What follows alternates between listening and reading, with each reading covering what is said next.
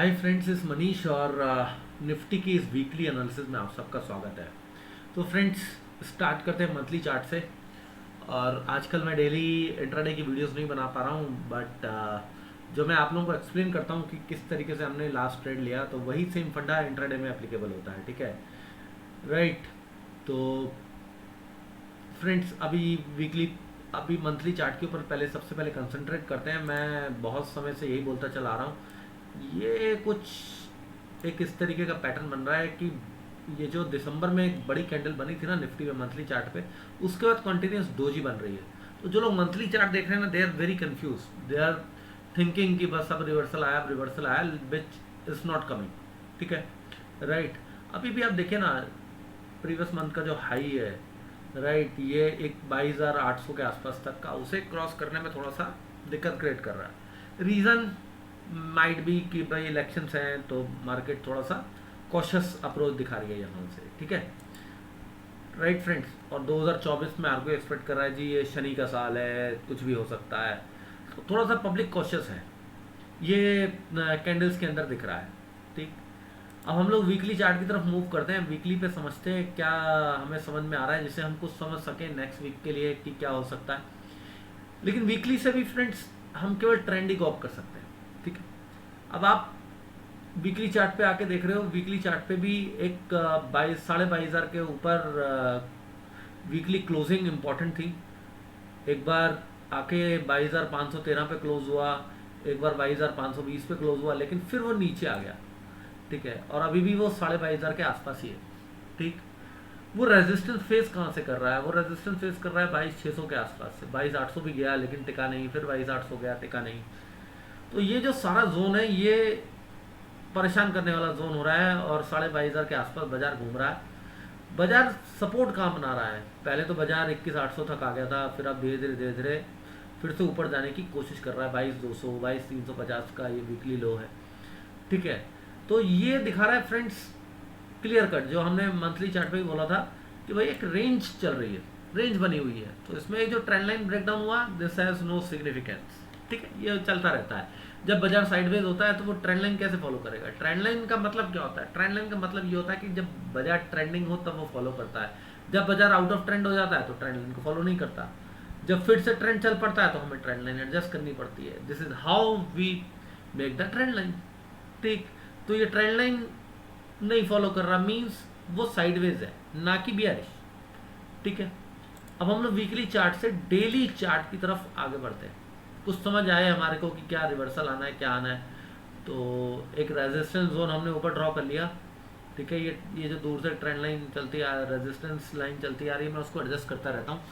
ठीक, अब ये यहाँ से थोड़ा सा ऊपर चली गई है, मीन्स 22,800 के आसपास आ गई होगी। ठीक, अब यहाँ पर हो क्या रहा है, कैंडल्स कर क्या रही हैं? आप देखिए ना, यहाँ गया, पुल बैक दिया, फिर ऊपर आ रहा है, आ रहा है, आ रहा है, आ रहा है, और यहाँ पे कंसोलिडेट कर रहा है।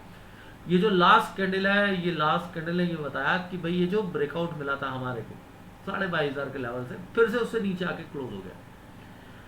अब नाउ मैनी पीपल से कि भाई 22,500 के ऊपर ये सेकंड टाइम जब ऊपर निकला था, यहाँ से पुल बैक दिया था, 22,500 के ऊपर अच्छी खासी क्लोजिंग हुई थी।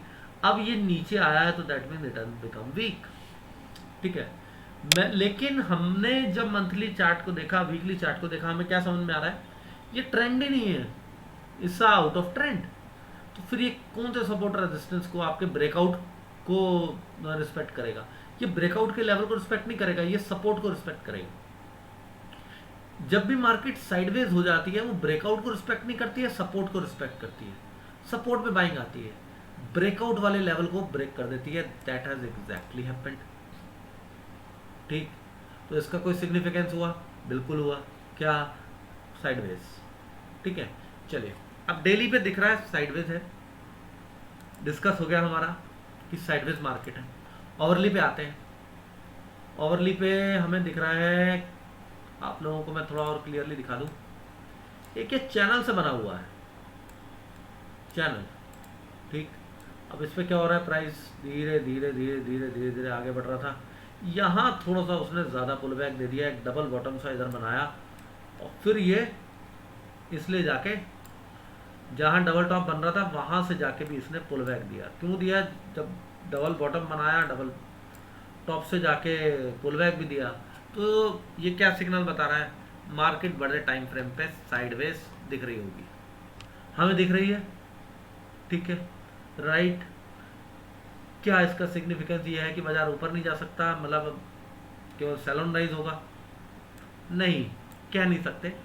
Market can do anything. Market wait कर रही है मोस्ट फेवरेबली रिजल्ट्स का, ठीक है। उसके बाद मार्केट विल डिसाइड कि कहाँ हमारे को जाना है। हो सकता है कि एक बड़ा अपमूव आपको दिखाई दे या बड़ा डाउनफॉल आपको दिखाई दे, उसके बाद मार्केट नीचे से रिकवर करे। हो सकता है मार्केट में बड़ा अपमूव दिखाई दे और उसके बाद बाजार करेक्शन के लिए स्टार्ट हो जाए, ठीक है, किसी भी रीजन की वजह से।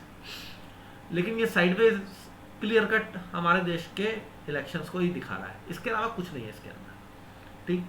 थोड़ा सा फंडामेंटल हमारे को ये समझना यहाँ पे ज़रूरी है, क्योंकि इलेक्शंस जो होते हैं ना, लोकसभा इलेक्शंस, उसमें बाजार इस तरीके से रिएक्ट करता है, ठीक है।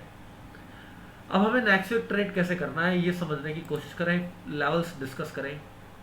देखिए, 2230 से लेके 570 का ये लेवल तो इम्पोर्टेंट है ही, ठीक है। समझ में आ ही रहा है कि 2230 से लेके 2270 तक का ये लेवल इम्पोर्टेंट है।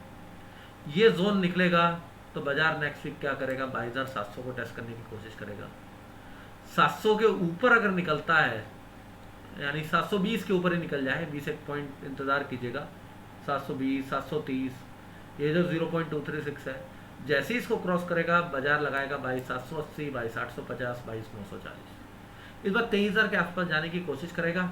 जिन लोगों को वो दिख रहा है ना RSI के अंदर डाइवर्जेंस, थोड़ा उनके स्टॉप लॉसेस खाएगा, ठीक है। इतना क्लियर आपको पैसा नहीं देगा अगर नीचे भी गिरना है, ठीक। अब ये हो सकता है कि बाजार का नीचे गिरने का मूड हो, भाई बाजार कहीं ऊपर जाए और टिके ही ना। भाई हमें तैयारी दोनों साइड की रखनी है, ठीक। बाजार कहीं ऊपर जाए और ये जो 530 570 का रेजिस्टेंस है इसे क्रॉस ही ना कर पाए, 100 120 पॉइंट ऊपर खुले और सीधा नीचे आना शुरू कर दे, देन व्हाट विल हैपन? हमें सपोर्ट देखना है, सपोर्ट कहाँ पे आता है। हम एक तो काम ये कर सकते हैं कि ये रेजिस्टेंस के ऊपर अगर रिवर्सल कैंडल बनेगी तो हम यहाँ पे शॉर्ट कर देंगे, ऊपर का स्टॉप लॉस लगा लेंगे 22,700 तक का, ठीक है, सेल ऑन राइज में आ जाएंगे। पहला तो ये। दूसरा, फ्लैट खुल के भी नीचे जा सकता है और एकदम से नीचे आ गया, मिस कर गए, अब क्या करें?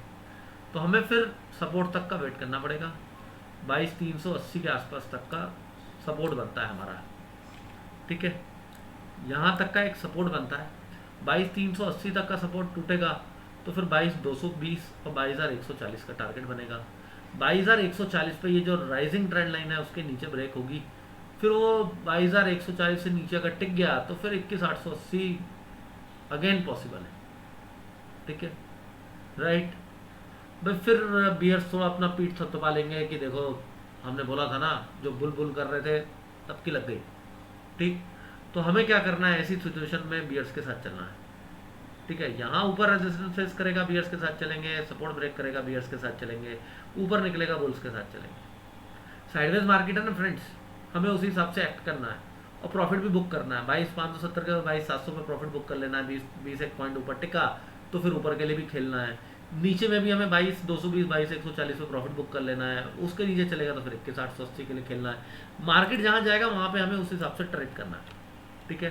ट्रेंड साइडवेज है, हमें समझ में आ गई, रिजल्ट्स के बाद ही चलेगा, ठीक। तो बेटर ये है कि थोड़ा सा जो लोग ऑप्शन माइंड पे लगे हुए हैं थोड़ा सा ध्यान रखें, इंट्राडे ट्रेड करें और जो लेवल्स जैसे मैं बता रहा हूँ उस हिसाब से स्विंग ट्रेड लें, ठीक है। अब आते हैं कि हमने लास्ट वीक कैसे ट्रेड किया, अपना ट्रेड कैसे एक्टिवेट हुआ था, ठीक। अब देखिए, ये मंडे की कैंडल थी, ये मंडे की 9:15 बजे की कैंडल है, ठीक है, 22 अप्रैल की, सॉरी मैं गलत जगह चला गया, आई एम वेरी सॉरी, 29 अप्रैल था, मैं लास्ट वीक की कैंडल पे चला गया। दिस कैंडल मैं इसे मार्क कर लेता हूँ, एक्चुअली वीडियो बनाते वक्त थोड़ा सा ध्यान ऐसे ही चला जाता है। ये कैंडल्स हैं 9:15 बजे जो मैंने आप लोगों के सामने स्क्रीन पे मार्क करे है। This is a doji candle. अब ये डोजी कैंडल कहाँ से बनी थी? एग्जैक्ट रेजिस्टेंस से बनी थी, लेकिन इस पे शॉर्ट तो आप नहीं कर सकते थे ना, उसने रेजिस्टेंस फेस किया, इस ओके। जब तक वो रिवर्सल नहीं देगा मैं शॉर्ट कैसे करूंगा? जब तक वो सपोर्ट नहीं ब्रेक करेगा मैं कैसे शॉर्ट करूं? डोजी तो इज अ न्यूट्रल कैंडल ना। अब 10:15 वाली कैंडल ने इसके ऊपर जाके क्लोज दे दिया, लेकिन रेजिस्टेंस फिर भी क्रॉस नहीं करा। 22,530-40 के आसपास था, 22,560-70 के आसपास हमें चाहिए था बाजार। 22,558 के आसपास क्लोजिंग दी है 11:15 बजे वाली कैंडल ने। यहाँ मेरी लॉन्ग एंट्री हो गई थी मंडे को। जिन्होंने भी चैनल के लेवल्स को फॉलो किया होगा, यहाँ लॉन्ग किया होगा। स्टॉप लॉस कहाँ लगाया होगा? रेंज के नीचे। पहला स्टॉप लॉस कहाँ लगता है? रेंज के नीचे का। टारगेट बनाने के लिए 22,385, 22,558, 185 के करीब तक का आपने ट्रेड लेना है, या 730-35 तक का ट्रेड लेना है। आप देखिए ओवर एक्टिव हुआ है, 770-80 तक गया बाजार। ठीक है, पहला ये। फिर स्टॉप लॉस को कैसे ट्रेल करना है? फिर जब ये सेकंड कैंडल क्लोज हो गई, आपने देखा बाजार ने स्ट्रेंथ गेन कर ली है, आप अपना स्टॉप लॉस ट्रेल करके ये जो लेवल है 22,440, ये जो डोजी कैंडल है वहाँ तक ले आओ। फिर ट्यूसडे आ गया, एक और लेवल के ऊपर ब्रेकआउट हो गया। अब आपने ये जो लेवल है, आपने क्या करना है? स्टॉप लॉस को, ये जो ब्रेकआउट जोन है, मैं इस ब्रेकआउट जोन को मार्क कर देता हूँ। मेरे को ये कैंडल के नीचे, ठीक है, ये कैंडल के नीचे तक का मार्क कर देता हूँ। ये जैसे ही इस कैंडल के नीचे का स्टॉप लॉस लगाया मैंने और इसको ट्रेल करना शुरू किया, ठीक। अब इसने जैसे ही यहाँ पे वापस आके क्लोजिंग दी 22,600 पे, ये स्टॉप लॉस ट्रिगर हो जाता है। लेकिन हम तो ऊपर प्रॉफिट बुक कर चुके हैं ना, ठीक है। लेकिन बुल्स का स्टॉप लॉस यहाँ पे ट्रिगर हो जाता है, हम लोग लॉन्ग में नहीं बैठे हुए। अब हमें ये बात पता लग गई कि बुल्स का एसएल गया।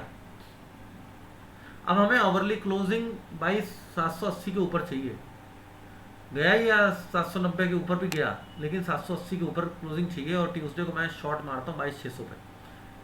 22,800 का स्टॉप लॉस से लग गया, 22,795 गया, और फिर बाजार ने नीचे की रैली शुरू करी। मैंने कितने का रिस्क उठाया था? 22,600 पे शॉर्ट कर रहा हूँ, 200 पॉइंट का रिस्क लिया था, 22,400 पे मैं प्रॉफिट बुक करूँगा। और लो कितना बजाया बाजार ने? 22,350, 400 पे मैं निकल चुका, ठीक है, राइट। अब मैंने इसलिए बोला आपको कि 380 के आसपास का सपोर्ट जोन है, ये ब्रेक होगा तो नीचे जाएगा, ठीक है।